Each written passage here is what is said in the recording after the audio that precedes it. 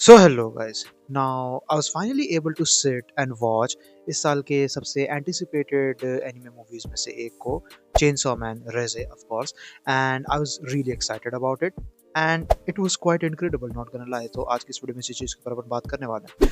आज की इस वीडियो में मैं चेनसॉ मैन रेज़े मूवी से रिलेटेड अपना ओवरऑल रिव्यू तुमके साथ शेयर करूंगा कि मुझे इसकी क्या चीज़ें अच्छी लगी, क्या चीज़ें अच्छी नहीं लगी। इन सभी चीज़ों के ऊपर अपना नजर डालेंगे। So without wasting any more time शुरू कर लेते हैं आज के इस अमेजिंग वीडियो को। ना अगर देखा जाए तो बेसिकली स्टोरी पिकअप करती है right after the end off season 1, जहां हमें देखने को मिलता है कि शॉर्ट टाइम पीरियड के लिए देंजी को असाइन किया जाता है to work with a shark field, a shark devil called Beam.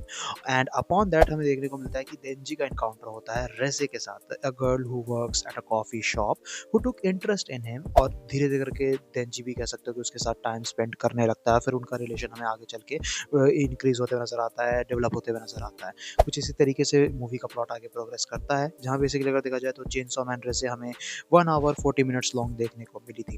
And I was impressed, I had a great time. जहाँ बेसिकली अगर देखा जाए तो चेनसॉ मैन रेज़े हमें एक इनक्रेडिबल फॉलो अप देखने को मिला है to its past season, to the first season, जहाँ पे बेसिकली ये फिल्म कैरेक्टर रिलेशंस पे हमें ज़्यादा फोकस करते हुए नजर आती है instead of the larger plot of the series. And उस मामले में अगर देखा जाए तो honestly that was a really nice change of pace, जो इसे काफ़ी ज़्यादा डिफरेंट और काफ़ी ज़्यादा यूनिक बना देता है इसके प्रेडिसेसर के कंपैरिजन में।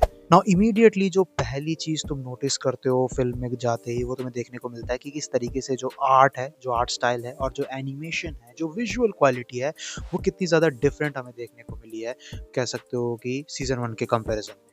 जहाँ सीज़न 1 के अंदर for some reason they took a far more realistic approach with the visuals, जिसका मैं भी पर्टिकुलरली उतना बड़ा फैन नहीं था। कई सारे लोगों को वो जो है वो चीज़ पसंद नहीं आई थी।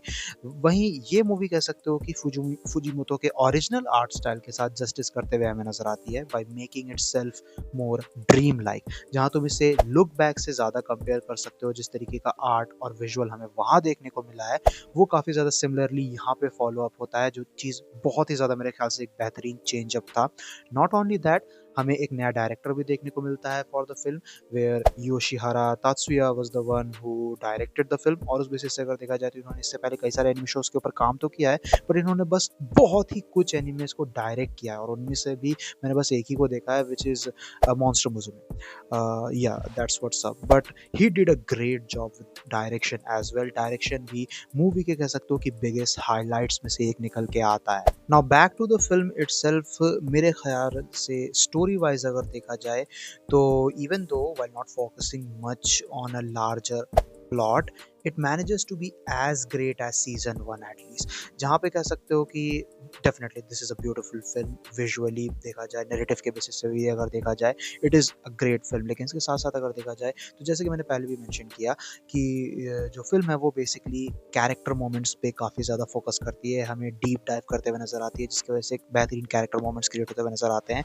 जो एम्फेसिस है वो रिलेशंस के ऊपर यहाँ पे ज़्यादा निकल के आता है। And that's not only related to our leads, क्योंकि ऑफ कोर्स देंजी और रेज़े तो मेन कैरेक्टर्स निकल के आते हैं फिल्म के, तो उनके ऊपर काफ़ी ज़्यादा फोकस है। उनसे रिलेटेड कह सकते हो कि काफ़ी सारे बेहतरीन कैरेक्टर मोमेंट्स हमें देखने को मिलते हैं। But also the other characters like Aki for instance, उससे रिलेटेड भी उसकी भी हमें काफ़ी बेहतरीन रिलेशन इन जनरल देखने को मिलते हैं। कह सकते हो कि उसके डिफरेंट कलीग्स के साथ, को वर्कर्स के साथ, जो डिफरेंट डिवीजन का पार्ट निकल के आते हैं। Also since he lost his partner, he got a new partner, तो उसके साथ उसका रिलेशन किस तरीके से डेवलप होता है एंड एवरीथिंग।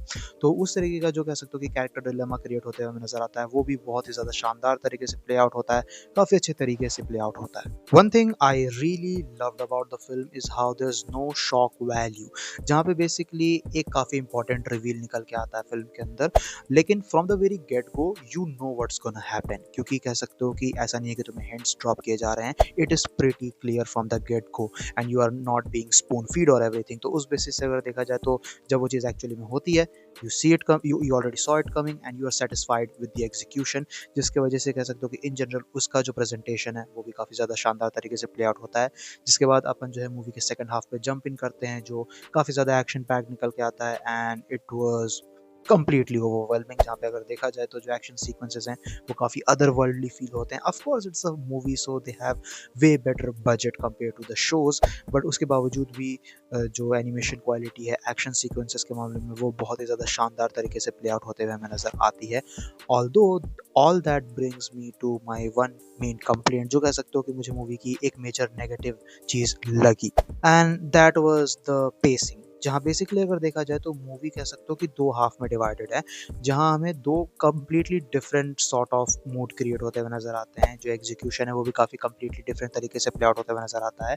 जहाँ पे जो फर्स्ट हाफ है उसे तुम कंप्लीटली एक डिफरेंट जॉनरा समझ सकते हो, जो सेकंड हाफ है उसे तुम एक कंप्लीटली डिफरेंट जॉनरा समझ सकते हो, बट उसके बीच का जो ट्रांजिशन है वो तो शानदार है। लेकिन जिस तरीके से ये पूरा का पूरा कह सकते हो कि स्टोरी प्ले आउट होता है इस मूवी के अंदर, वो बहुत ही फास्ट पेस निकल के आया। It was a little too fast paced for me, जिसकी वजह से जो कह सकते हो कि इमोशनल वैल्यू निकल के आती है वो काफ़ी ड्राई सी फील होती है। Because in the end there is a moment that is suppose to be really hard hitting but it doesn't really hit me, और उसका रीज़न यही निकल के आता है कि मूवी काफ़ी ज़्यादा फास्ट पेस थी। You can clearly notice that it should have been longer and that way it would have been way better, but that's pretty much about it. इसके अलावा अगर देखा जाए तो Chainsaw Man Reze was an incredible follow-up to an incredible season, and I was really satisfied.